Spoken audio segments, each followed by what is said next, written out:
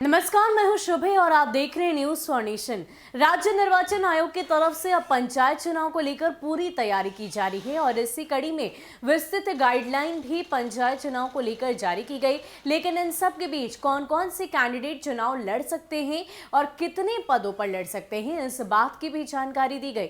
आपको बता दें कि मार्च से लेकर मई के महीने के बीच में पंचायत चुनाव संपन्न कराए जाएंगे।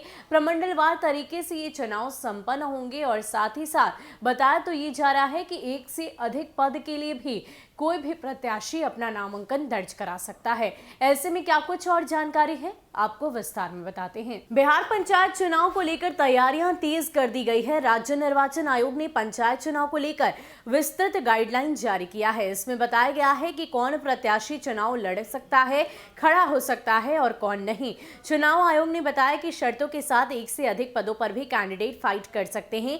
डीएम को भेजे गाइडलाइन में चुनाव लड़ने वाले प्रत्याशियों की योग्यता, उम्र, नामांकन शुल्क, नामांकन, मतदान, मतगणना, नामांकन पत्रों की जांच आदि के बारे में विस्तार से जानकारी दी गई है।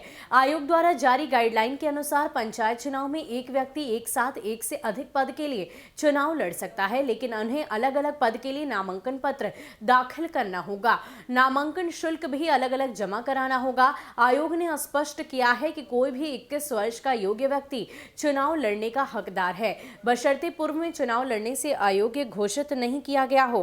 कहा गया है कि सेवानिवृत्त सरकारी सेवक, जन वितरण प्रणाली के लाइसेंसधारी विक्रेता, कमीशन के आधार पर काम करने वाले अभिकर्ता, अकार्यत गृह रक्षक, सहायक सरकारी अधिवक्ता, लोक अभियोजक के लिए भी शुल्क नियुक्त किए गए हैं, वो भी चुनाव लड़ सकते हैं। इतना ही नहीं, गाइडलाइन में यह भी बताया गया है कि आंगनबाड़ी सेविका, सहायिका, विशेष शिक्षा परियोजना, साक्षरता अभियान, विशेष शिक्षा केंद्रों में मानदेय पर कार्यरत अनुदेश, पंचायत के अधीन मानदेय या अनुबंध पर कार्यरत पंचायत शिक्षा मित्र, न्याय मित्र, विकास मित्र, टोला सेवक या अन्य कर्मी पंचायत के अंतर्गत मानदेय पर कार्यरत दलपति, केंद्र या राज्य सरकार या किसी स्थानीय प्राधिकार से पूर्णतः या आंशिक वित्तीय सहायता प्राप्त करने वाली शैक्षणिक, गैर शैक्षणिक संस्थाओं में कार्यरत पदस्थापित या प्रतिनियुक्त पदाधिकारी, शिक्षक, प्रोफेसर, शिक्षकेतर कर्मचारी, रसोईया, मानदेय पर कार्यरत कर्मचारी पंचायत चुनाव नहीं लड़ सकते हैं।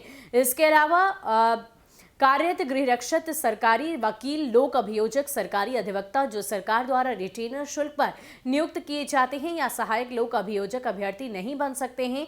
कहा गया है कि बिहार पंचायत राज अधिनियम 2006 की धारा 18 के अंतर्गत शक्तियों के दुरुपयोग और अपने दायित्व के निर्वहन में दुराचार के आरोप में पदच्युत किए गए मुखिया तथा धारा 57 के 5 के तहत पदच्युत किए गए ग्राम कचहरी के सरपंच या उप सरपंच चुनाव लड़ने के पात्र नहीं हैं। तो आपको बता दें कि राज्य निर्वाचन आयोग की तरफ से पंचायत चुनाव को लेकर अब तैयारियां तेज कर दी गई है। लगातार इसको लेकर नई नई गाइडलाइन, नई नई अपडेट्स जारी किए गए हैं और जो विस्तृत गाइडलाइन थी वो भी हमने आपको बताई और साथ ही साथ इस बात की भी जानकारी दी कि कौन कौन से वो कैंडिडेट है जो चुनाव लड़ने के लिए अयोग्य हैं और कौन कौन सी योग्यता चाहिए चुनाव लड़ने के लिए। और इतना ही नहीं, एक से अधिक पदों के लिए भी आप चुनाव लड़ सकते हैं। ये तमाम जानकारियां हमने आपको इस वीडियो के जरिए दी है। साथ ही ये भी बताती चली कि इस बार पहली दफे ईवीएम से चुनाव होगा। हालांकि ईवीएम को लेकर अभी पेच फंसा हुआ है, लेकिन जैसे ही बात अगर बन जाती है तो पहली दफे ऐसा होगा कि बिहार में पंचायत चुनाव ईवीएम के माध्यम से